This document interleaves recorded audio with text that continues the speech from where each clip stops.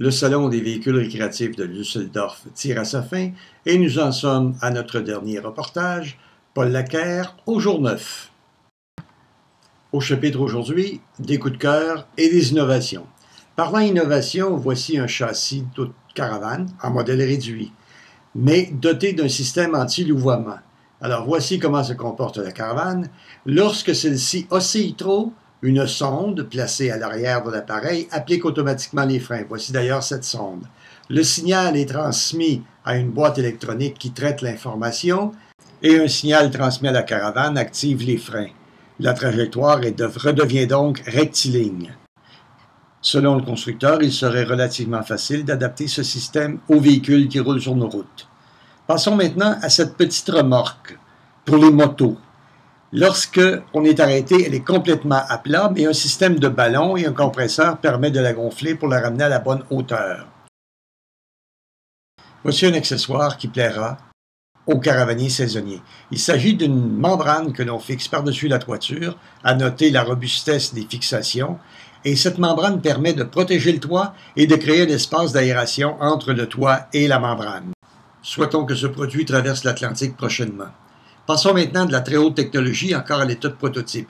Il s'agit d'une fenêtre autocolorante. Au simple toucher d'un bouton, on peut la foncer ou la rendre complètement opaque.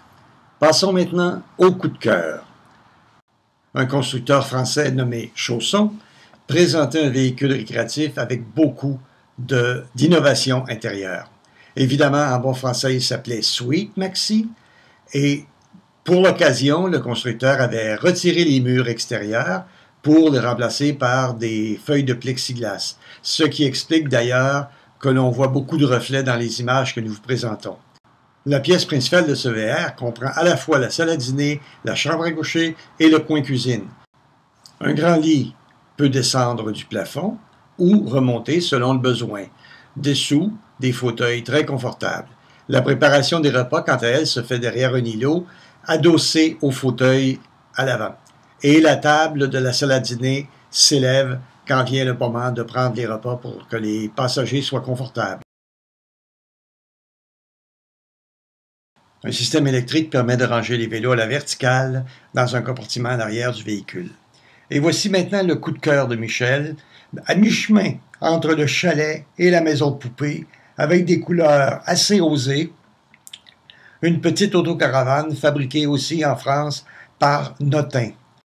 Dernier coup de cœur, ce prototype de Detlef qui propose du couchage pour 4 personnes, un lit qui s'abaisse à l'avant et une partie extensible sur le toit pour les enfants ou pour les acrobates. Ainsi se termine pour nous le Salon du Düsseldorf 2012. Nous espérons que vous avez apprécié votre visite.